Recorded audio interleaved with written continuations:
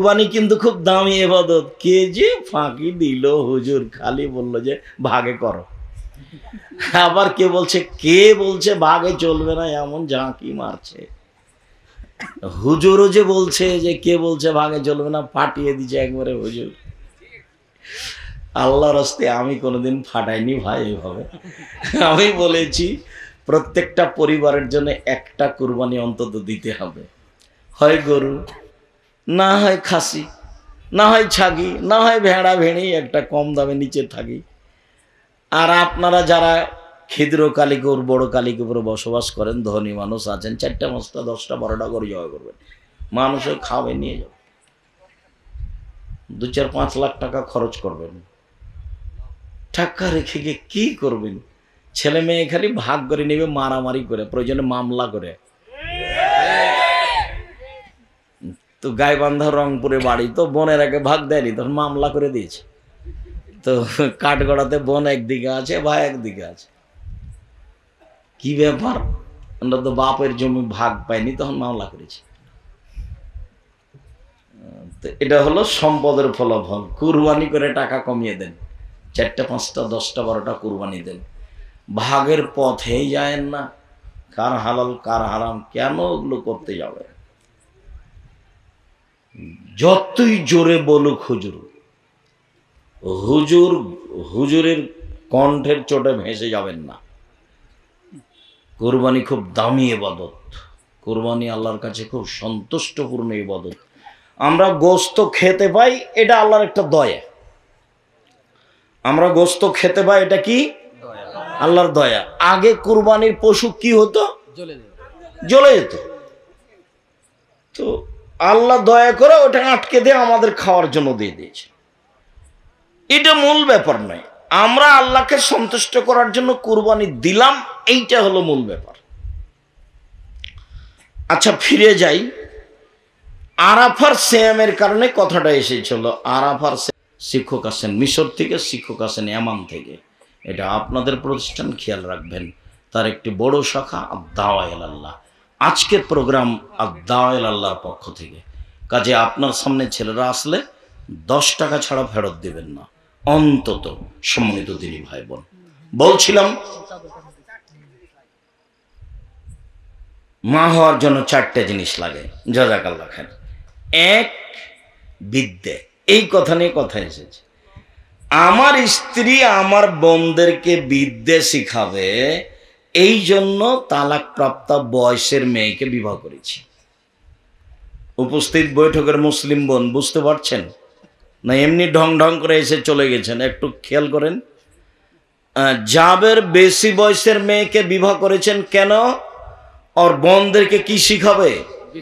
বিদ্যা শিখাবে। এই জন্য মায়ের প্রথম কাজ ছেলে মেয়েকে বিদ্যা শিখানো। 2, বলে তুয়াদ্দেবাহুন না, আমার স্ত্রী আমার বোনদেরকে শিষ্টাচার শিখাবে। শিষ্টাচার কি জিনিস? শিষ্টাচার মানে মাথায় কাপড় না দিয়ে ঢং ঢং করে ঘুরো, এটা শিষ্টাচার। আমার স্ত্রী আমার বোনদেরকে শিষ্টাচার শিখাবে। শিষ্টাচার মানে ঈদের দিনে লম্বা লম্বা নখে নেইল পালিশ লাগাও, এটা শিষ্টাচার। শিষ্টাচার মানে কম বয়সের মেয়ে উঁচু স্যান্ডেল পরে নিজেকে লম্বা লম্বা দেখাও, এটা শিষ্টাচার। শিষ্টাচার মানে বাম হাতে পানি খাও, এটা শিষ্টাচার। শিষ্টাচার মানে মানুষকে কোনো কিছু দিলে থ্যাংক ইউ বলো, এটা শিষ্টাচার। শিষ্টাচার কি জিনিস? শিষ্টাচার কি জিনিস? ইসলাম ধর্মে প্রত্যেকটা জিনিসই শিষ্টাচার। আপনার সামনে আমি যে কথা বলবো, এর শিষ্টাচার আছে কি? এর শিষ্টাচার হলো আসসালামু আলাইকুম। আমার কথা কি দিয়ে শুরু হবে? আসসালামু আলাইকুম। এর দাম আছে। এই ধর্মের নাম ইসলাম। আমি মুসলিম, কিন্তু আমার ধর্মকে আমি চিনি না, যার কারণে আমি কিছু বুঝতে পারি না। আমার ধর্মের নাম ইসলাম আর আমার নাম মুসলিম। আমার ধর্মের নাম কি? ইসলাম আর আমার নাম মুসলিম। হিন্দু মেয়েদের হাতে শর্ত ইয়া থাকে, কি থাকে, শাখা থাকে। তার মানে ও জানে যে আমি হিন্দু মেয়ে। বিবাহ হয়ে গেলে স্মৃতিতে কি থাকে, সিঁদুর থাকে। জানে যে আমি হিন্দু মেয়ে, এইটা দিয়ে তাকে পরিচয় দিতে হবে। কিন্তু আমি যে মুসলিম, আমার কোনো পরিচয় লাগে না। পরিচয় লাগে, দেখা হলে সালাম দিতে হবে, হাসি মুখে কথা বলতে হবে, মেহমান আসলে খেতে দিতে হবে, মানুষের সুবিধা অসুবিধা জানতে হবে। এগুলো শিষ্টাচার। আপনি আমার প্রতিষ্ঠানে গেলেন, আব্দুর রাজ্জাক সাহেব কত বলেন দেখি তো। ঢুকলাম, একটা ছেলেকে বললাম, এই ছেলে শোনো, এই ছেলে শোনো। আরে ছেলে আমার দিকে তাকিয়ে চলে গেল, কিছু বললো না আমাকে। অবাক কথা, কি শিষ্টাচার আছে। এ দেখেন শিষ্টাচার। আমাকে বলবে না যে জি হ্যাঁ কি বলছেন বলেন, কোথা থেকে এসছেন আপনি? আমি নওগাঁ বড় কালিকাপুর থেকে এসছি। কি চান? আব্দুর রাজ্জাক সাহেবের সাথে কথা বলার জন্য এসেছি। ও আচ্ছা আচ্ছা, চলেন ওইখানে আছেন উনি, চলেন আপনাকে আমি রেখে আসি। আন্নালো ওখানে আছেন। তাহলে ছেলেটার কি বুঝবো আমরা? শিষ্টাচার। আমি বলতে থাকলাম, হাঁটতে থাকলো, দামই দিল না। এটা শিষ্টাচার? আর নির্বাচনে নেমেছে, মিছিল রাস্তাতে বের করছে, আপনার গাড়ি যদি সামনে পড়ে আর যদি একটু আপনার দিকে ওর দিকে চেপে যান, আপনাকে চোখ দেখায় কেমন? ওটা কি শিষ্টাচার? অমুকের চরিত্র ফুলের মতো পবিত্র। বোকা ছেলে, তোমার একটু ইতস্তবোধ হয় না? তুমি পড়াশোনা করেছো বলে তোমার মাথা দেখি সবই পায়খানা আছে। তুমি একটু কল্যাণ বুঝো না? তোমার কোনো হিতাহিত জ্ঞান নেই। কিসের পড়াশোনা করেছো তুমি তো কামলা হবে। তুমি তো আব্দুল্লাহর বক্তব্য এই জন্য আমিও শুনি, তোমাকে নিয়ে তার কত কথা, তুমি নিজেকেই চিনো না। না তোমার সততা আছে, না তোমার সত্যতা আছে। কি দিবা তুমি জাতিকে? কি দিতে বড় হয়েছ? সবাই বলছে যে বড় কালিকাপুরের ওই ছেলেটা বড় ডাক্তার। কি হয়েছে?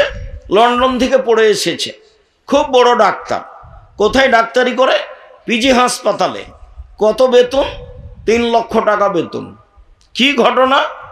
সেদিন কালিকাপুরে আসলো, গাড়ি থেকে নামলো, দেখলাম প্যান্টটা টাকনোর নিচে আছে, দাড়ি চাঁচা আছে, গলায় টাই আছে, হাতে সিগারেট আছে। এইভাবে নামলো গাড়ি থেকে।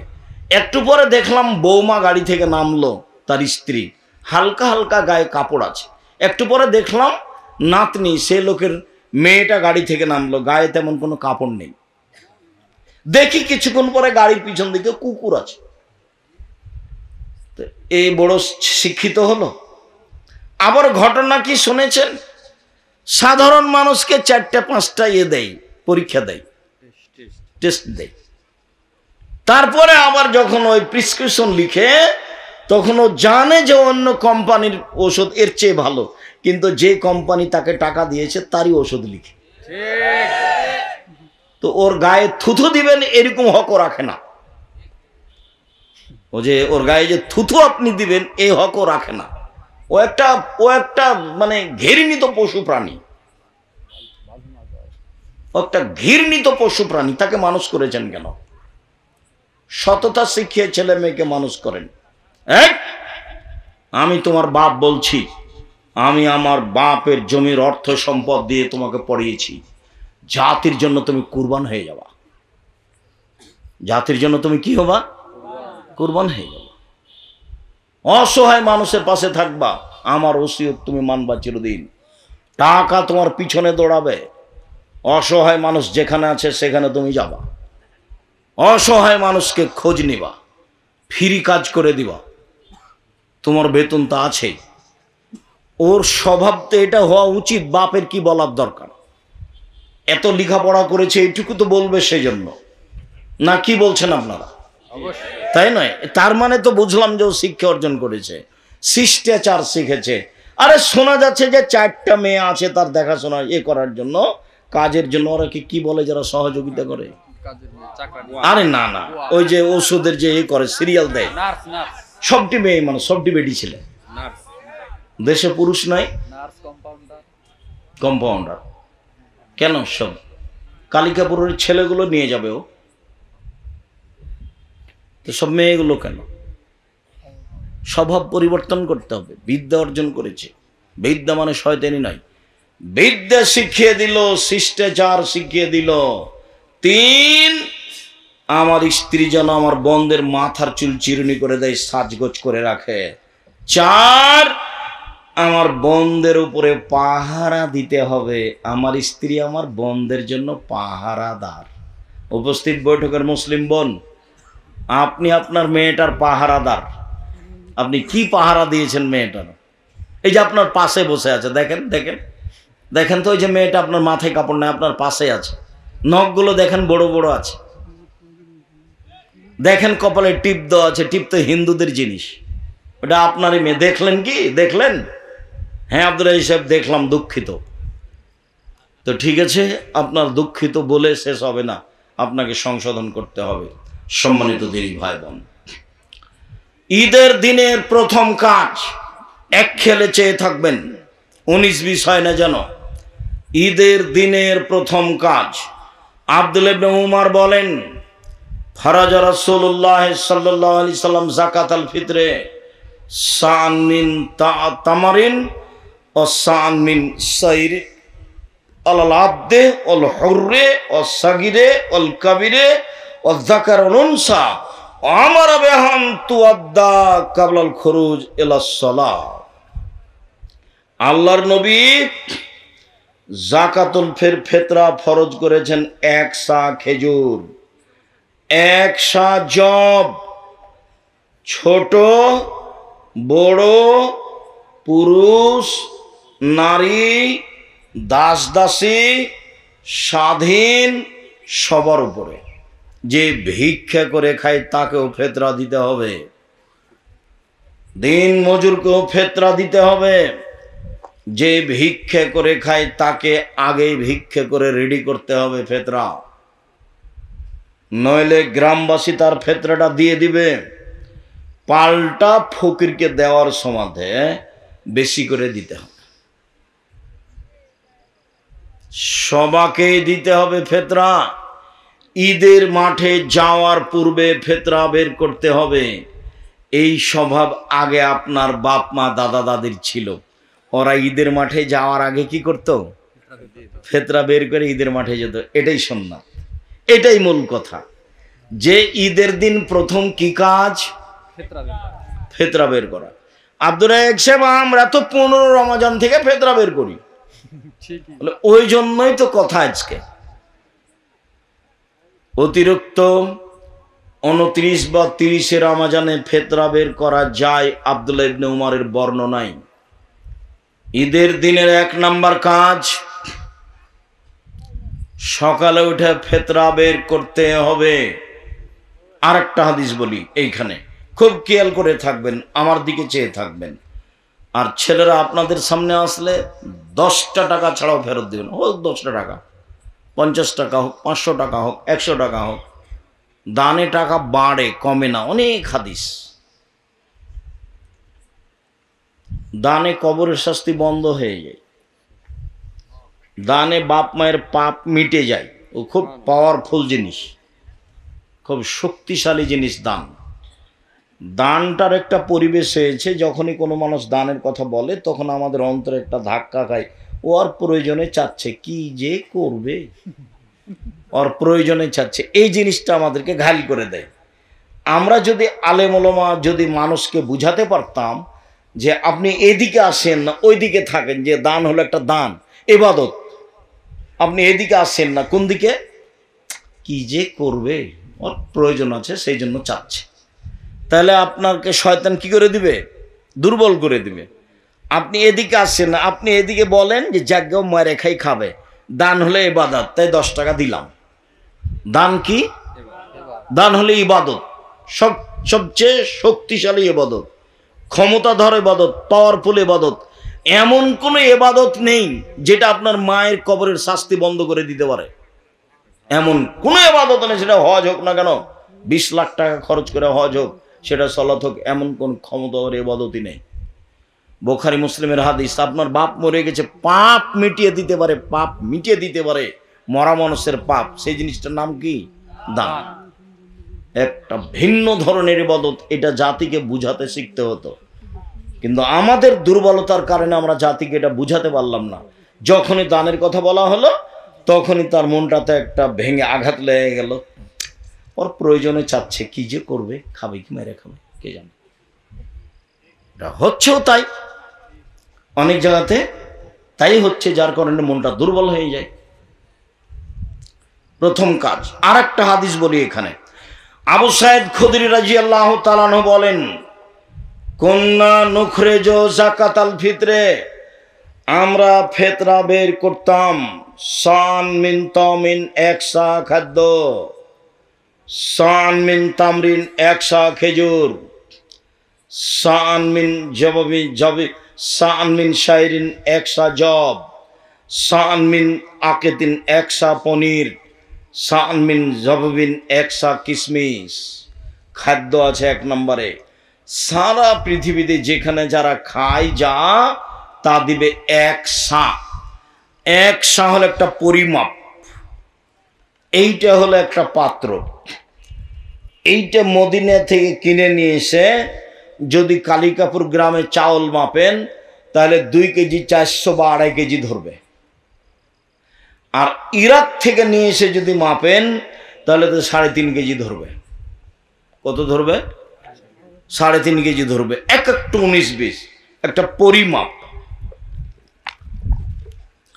তা আমরা মদিনার মাপে বলেছি 2.5 কেজি চাউল মাথা পিছু।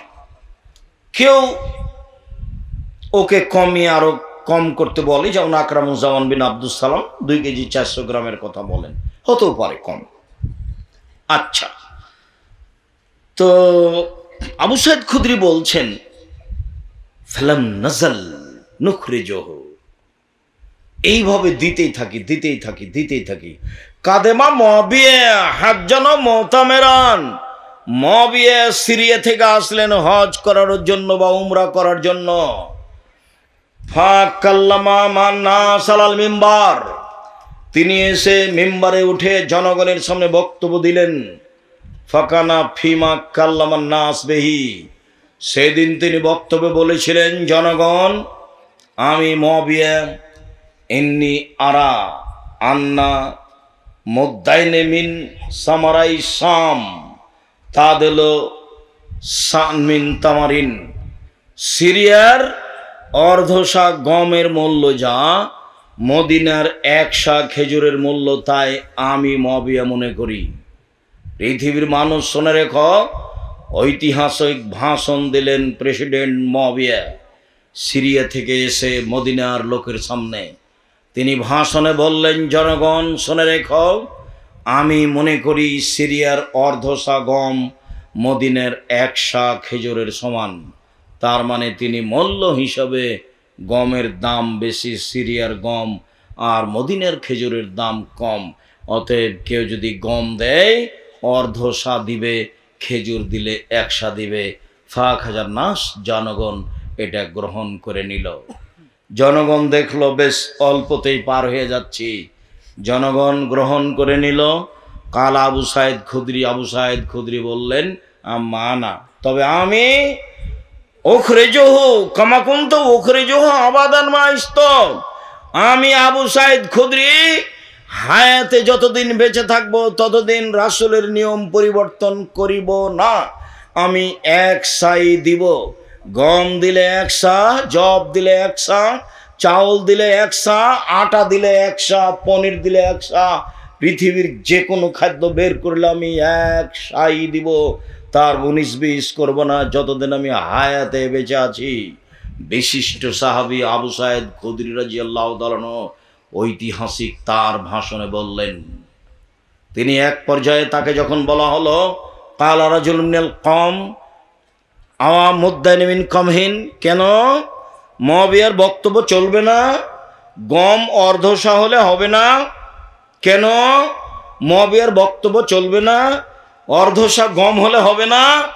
তখন তিনি বলছেন, আরে তিলকা কিমাত মুআবিয়া, এটা তো হলো মুআবিয়ার মূল্য হিসাব। বলছেন, আরে এটা তো হলো মুআবিয়ার মূল্য হিসাব, লাখ ভালোহা ওলা ভালোহা, কিয়ামত পর্যন্ত তার কথা গ্রহণ করব না এবং কোনোদিন মানব না।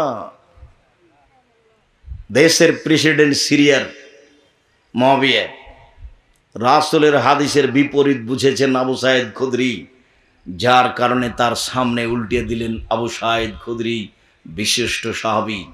আমি আব্দুর রাজ্জাক বিন ইউসুফ জাতিকে বলে যাচ্ছি, জাতির উদ্দেশ্যে রাসূল সাল্লাল্লাহু আলাইহি ওয়াসাল্লামের কথা বলে যাচ্ছি, যতদিন দেহে শ্বাস থাকবে ততদিন এক সাই ফেতরা বের করবেন ইনশাআল্লাহ। ভবিষ্যতে কোনোদিন মূল্য বের করবেন না।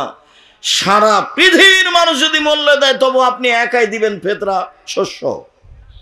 কাবা ঘর, মক্কা, মদিনা, সৌদি আরব, কুয়েত, কাতার, বাহরাইন, সারা পৃথিবীর মানুষ যদি টাকা দেয় তবু আপনি শস্য দিবেন।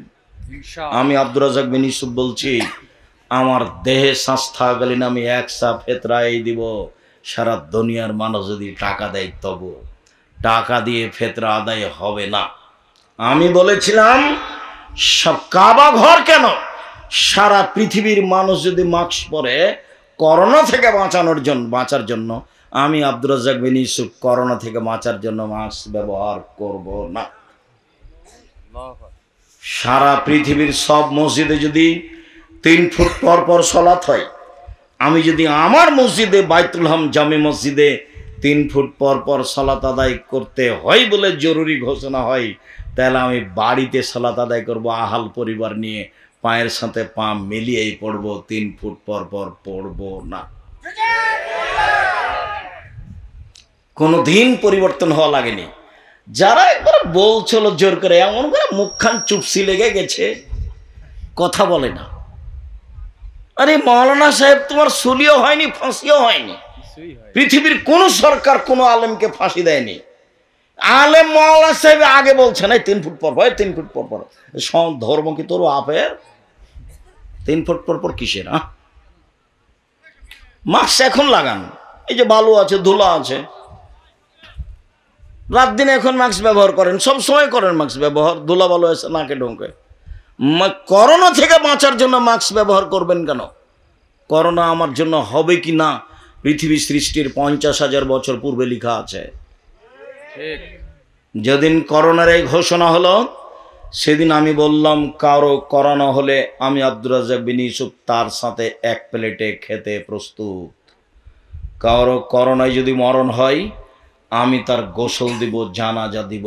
তাতে যদি আমার করোনা হয় আমি বলবো না তার গোসল দিয়েছে এই জন্য আমার করোনা হয়েছে, আমি বলবো পৃথিবী সৃষ্টির 50,000 বছর পূর্বে আমার নামেও করোনা লেখা হয়েছিল, তাই এই জন্য আমার হয়েছে।